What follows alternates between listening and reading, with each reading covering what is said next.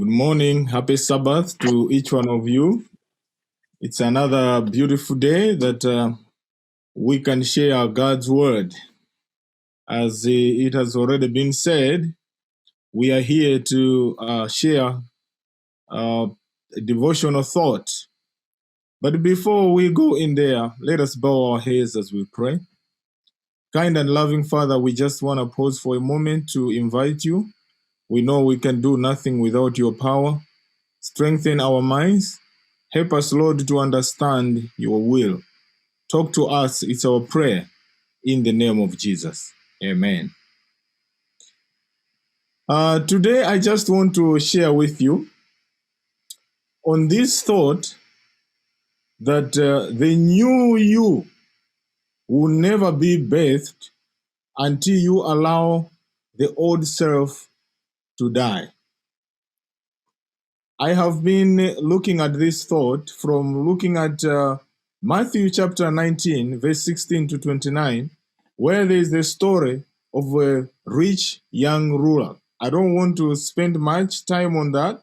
You can read that passage, Matthew 19, verse 16 up to 29, talks about the rich young ruler. But maybe for the sake of this presentation, let me just read on verse 19 up to 21. The Bible says, let me start from 20. The young man said to him, all these I have kept and I'm still lacking. Jesus said to him, if you want to be complete, go and sell your possessions and give to the poor, and you will have treasure in heaven, and come follow me. Verse 22. But when the young man heard this statement, he went away grieving, for he was one who owned much property. So I am saying that for you to bring the new you in you, it cannot come out unless you allow the old self to die. To this rich young ruler, the old self in this presentation, the old self is the possessions that he has. He is used to the life where he has property, where he has everything. That was his old life. And Jesus, when he is asking for the new thing that he is asking is a life of giving. You know how life sometimes comes to a point where you only want to get things. This man was used to the life of accumulating wealth. I'm not here saying that accumulating wealth is wrong, but this man was used to accumulating wealth. But Jesus wants to introduce him to a new life of sharing, of giving out things that he was used to. So in this, we can say, Jesus wanted him to kill the old self. And the process for him to kill the old was for him to part away with something that he prized, and that was his possession. You know, when you talk about growth, we always talk about there is death in every birth that happens. Even for us as human beings, for a woman to give out a child, there is death. The placenta has to die. If the placenta is not ready to die, birth cannot happen. Even for the seeds, if the shell of the seed is not ready to die, to allow the seed that is inside there to sprout, that seed will not grow. So for us, that's why Jesus Christ, what he wants us to do is for us to die in him by putting ourselves behind. So when I say that we cannot realize the new self without killing the old one, many of you know what it means to say that I am used to this life.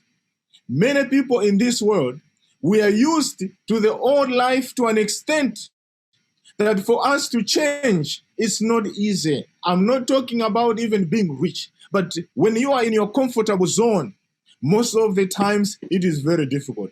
Many of you who are here today, you had to sacrifice for you to come here to the United States of America.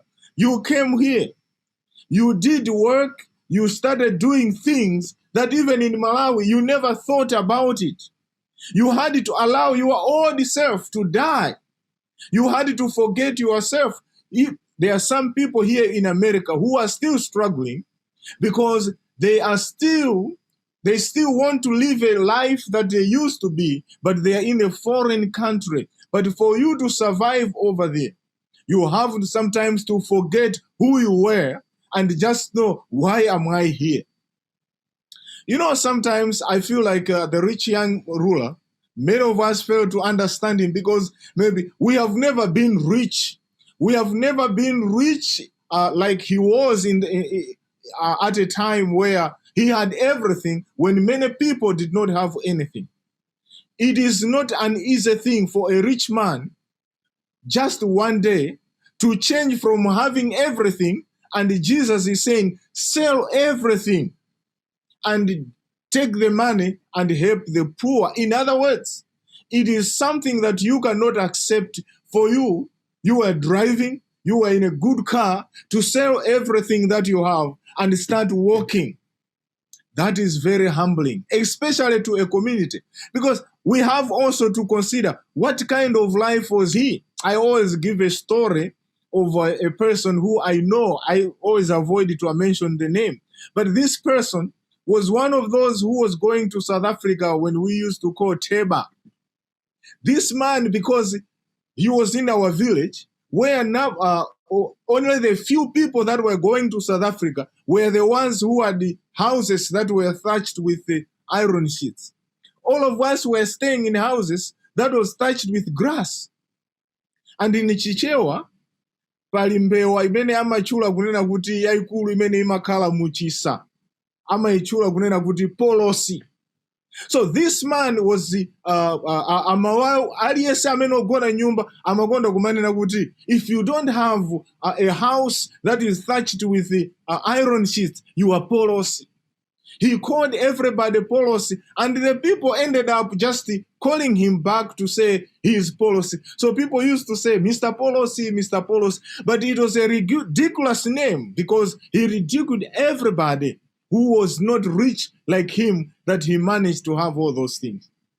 So I want you to see how things changed. When Teba was gone, that man ended up being poor, and he sold everything and ended up staying in a house that was thatched with grass. And people were mocking him to say, so now who is Polosi? Because some of our families now, we were able to build, to construct houses for our parents, maybe have iron sheets over there. Things changed, and it was a mockery to him because people now said, you are now the real Polosi. The houses that he had, he sold them because he did not have everything. You know, there's times I feel like maybe Teba or South Africa did not prepare well our people who used to go there because they never planned their life very well. They had everything, but they never had a chance to plan, to invest in something that will stay long. That's why when Teba was closed, everything was closed. There are only a few who are still having some of the remains of what they got from South Africa. So such kind of a change, it was very dehumanizing. I'm not even surprised that the gentleman did not take too long. He died. So look at this man. If you judge him from an outside perspective without being in his shoes, you may not understand him. This man is looking at his life being changed completely. The Bible does not say whether the man was married, whether he had kids, and what plans he had. But let's consider that this man has so many people that are looking after him. And Jesus is making a suggestion: go sell everything and give it to the poor. The solution for him to become a new person was for him to take something out, not something that is easy. You know, sometimes we feel like to be saved, it is something which is very easy. It is easy for us, but Jesus had to allow himself to die. And after he died, he resurrected. What he is asking from us, what sacrifices are we ready to accept? Letting go of the past is not easy because sometimes it brings emptiness to life. You know, they always say that and holemera amacheza okauka. It is easy when you have a car. Amati muntu amene ali ndi galimoto, kaiwe uli ndi chigamoto. It is easy for you to ask someone who has a car to say, hey, can I drive your car? You don't even need to kukhala ndi mbalume monga bena amachitira anthu ku Malawi kuti akafuna kupempha chinthu. They will start talking, then you'll be figuring out what are they trying to say before they ask for something. But if you have the same things, you can even just say, hey, here are the keys. I want to drive your car. That's it. Because you talk the same language. And now Jesus is asking him to move from this group because the moment you sell your Benz, you cannot just go to somebody who has a Benz to say, hey, here's my key for Toyota March. I want to drive your car. You talk the same language when you are in the same level. So Jesus wants to move him from this level to another level that he is not prepared. And this man, if you look at him from his perspective, you can understand him that it was something that he said, no, Jesus, if he is the Son of God, he cannot wish me this evil. He cannot wish me to go through these things because it will be very hard for me and my family. And I also have to consult. I have a family if he was married. I have relatives that are there. You know, there are times issues about salvation. That's why people say, we used to say, we came each and will be saved each. They say, it was just a sarcastic way of trying to say, salvation is not something that is corporate. We can be in the same church. We can be in the family. But each one of us will be saved on our account. That's why when judgment is coming, all of us will not go at once. Everyone will be reviewed according to their deeds. This is the reason why I want to say that a lot of things here on earth, many of us, we are still struggling because for us to leave the old self is not easy. If he sold everything, even some of his friends, do you know that we have got friends maybe because of our status that we are in. The moment we change, some of our friends will not be friends anymore. And we may also attract other people. And this man was not ready to do that. What does it tell us? When you want to accept Jesus Christ, there is a cost attached to your choices. Most of us, we want to have Jesus, but we don't want to pay the cost. This was the problem with the disciples. The disciples were with Jesus Christ. Jesus Christ was their master. They had a chance of seeing Jesus Christ performing each and every day. And Jesus Christ, he left the heavenly splendor. He had to forgo heaven for salvation to be done. For him to leave the heavenly splendor and come here, sleeping on a boat, putting his head on the rock. Jesus Christ being here on earth, it was a huge sacrifice. We may say, okay, the disciples also sacrificed because they left the fishing job. But you have to know, by following Jesus Christ, they never lacked anything. Jesus Christ was their provider, but Jesus left everything. And even they were even much better with Jesus Christ. And these people, their problem was that most of them, they were with Jesus, but they remained intact. Their old self continued. That's why there were conflicts, fighting. Who is the greatest? Who is the greatest?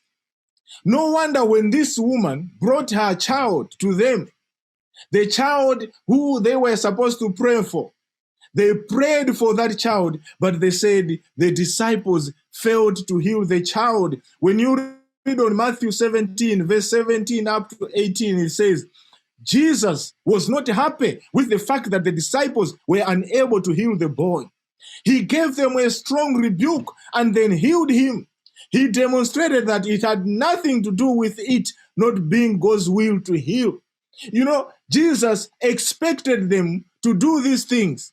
He allowed them to meet this situation. You know, sometimes Jesus will leave us as if he's not with us, but he just wants us to go through an issue or go through a turbulence because he has already trained us. Jesus will never allow us to be tempted more than what we can withstand.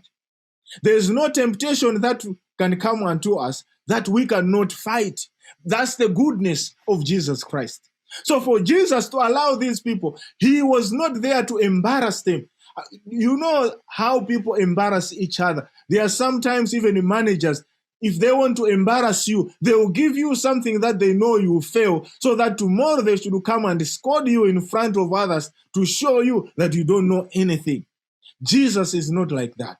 When he asks you, or when he exposes you to something new, just be assured that Jesus will never expose me to something that there is no way out, unless I take myself to those situations. So Jesus Christ allowed these people to face this woman who had a child. They had all the things, they had all the tools, but the problem, it was they were still with the old self. That's the reason why Jesus said, bring that child to me. You know, there are so many times that we have struggled to solve situations. It comes to a time when Jesus Christ says, bring those things into my hands. Is there anything that you are struggling with? Whether it's business, whether it's school, you have tried everything and things are not working. Take them to Jesus, because Jesus is ready to help us. May God speak to us this morning. May God help us so that we can be born anew. For us to be born anew, we have to die with Christ. We have to allow this old self, what we are used to, like how people go to exercise. We have to go there, try to do the treadmill. It will be painful, but the more you do it, you find everything is working. That's why we call sanctification. We need to die with Christ daily. The more we do, we practice, the more we leave the old past, the more we get closer to Jesus Christ. May God be with each one of you, and may God help us that today, as we contemplate upon this word, as we look upon the rich young ruler, we should know that it is also our challenge today. And Jesus is asking us, go sell your old self. Go sell the things that you love and come back to me. And come back to me and save me, because you cannot save me while you are still wearing the old self. May God bless each one of us. Amen.